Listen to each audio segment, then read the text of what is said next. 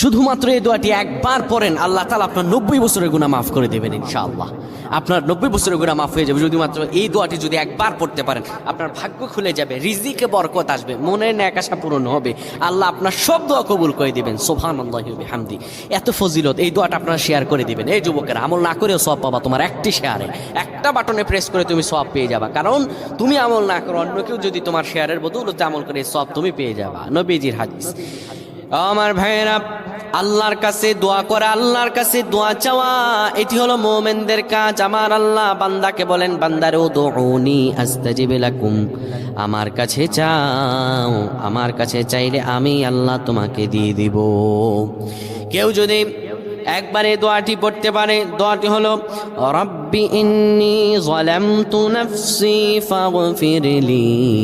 কেউ যদি এই দোয়াটা একবার পড়তে পারে, আমার আল্লাহ তাআলা তার 90